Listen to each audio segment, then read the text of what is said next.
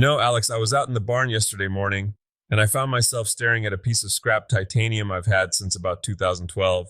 It's been used as a paperweight, a doorstop, and once, briefly, as a shim for a lawnmower that I'm pretty sure is currently at the bottom of a lake.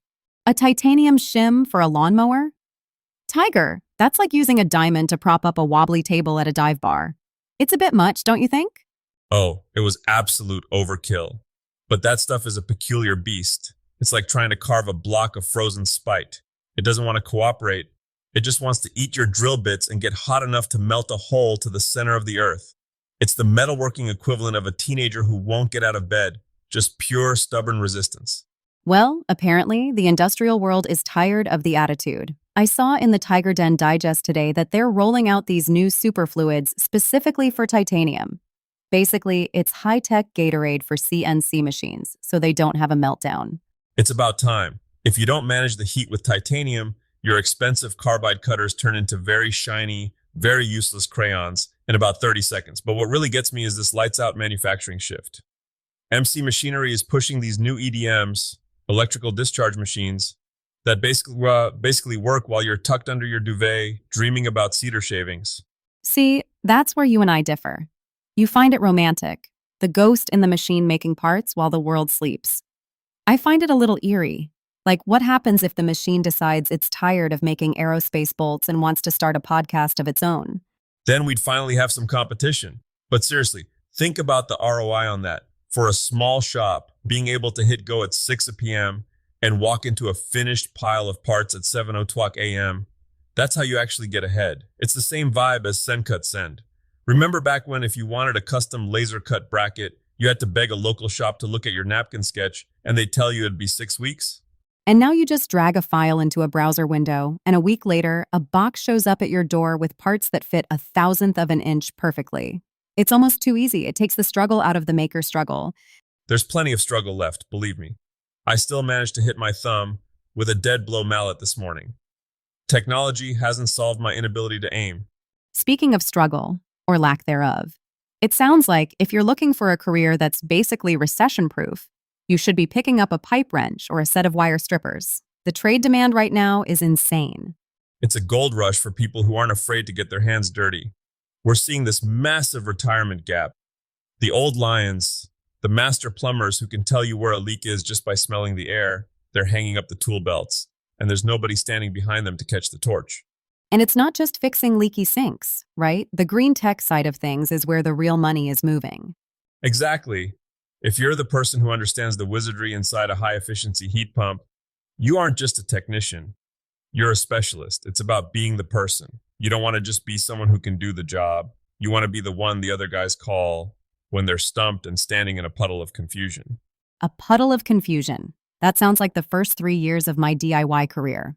We all start there. I spent a whole summer once trying to wire a three-way switch and ended up making the doorbell turn off the kitchen lights.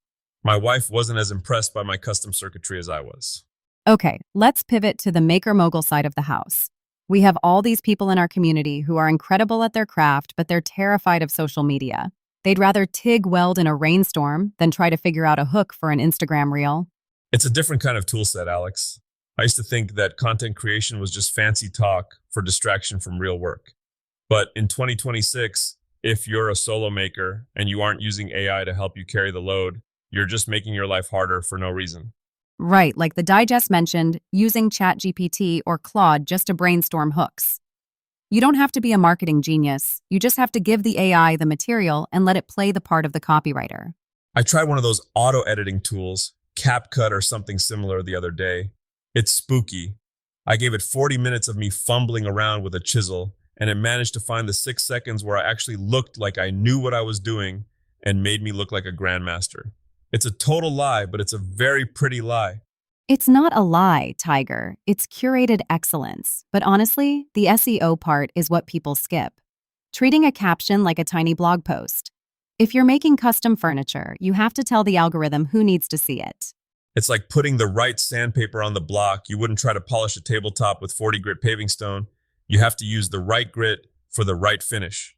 Social media is just the final sanding of your business. If the SEO is rough, the whole project feels unfinished. Let's talk about that final sanding for a second. The DIY mastery section today really went deep on finishes. I feel like most people, myself included, get to the end of a build, we're tired, our backs hurt, and we just want to slap some honey oak stain on there and call it a day. And that is exactly how you turn a 200-hour masterpiece into something that looks like it was sold at a garage sale in 1984. Ouch. Tell us how you really feel. Look, the finish is where the soul of the wood comes out to say hello. People underestimate the sanding schedule. They think they can jump from 80 grit to 220 like they're skipping stones. You have to hit every note in the scale. And pre-stain conditioner? That's not just a suggestion from the big stain lobby. It's what keeps your pine from looking like it has a skin condition. I saw the New World carpentry mentioned too, moving toward hidden dovetails and mitered transitions.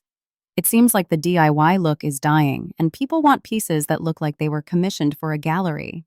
It's about the details that hide the how.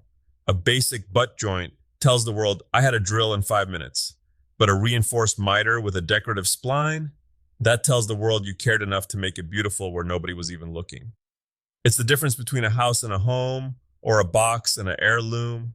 Speaking of caring about things nobody sees, how's that Craig Edge build challenge going for you? I saw you eyeing that massive slab of maple in the corner.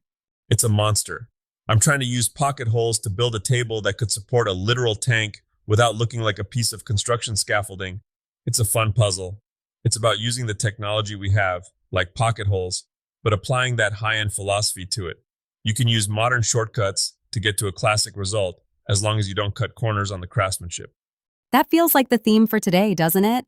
Whether it's titanium machining, HVAC work, or Instagram reels, it's about using the high-tech shortcuts to get to the master-level finish faster. You hit the nail on the head. And you didn't even need a hammer. Stop, that was almost a pun. Almost.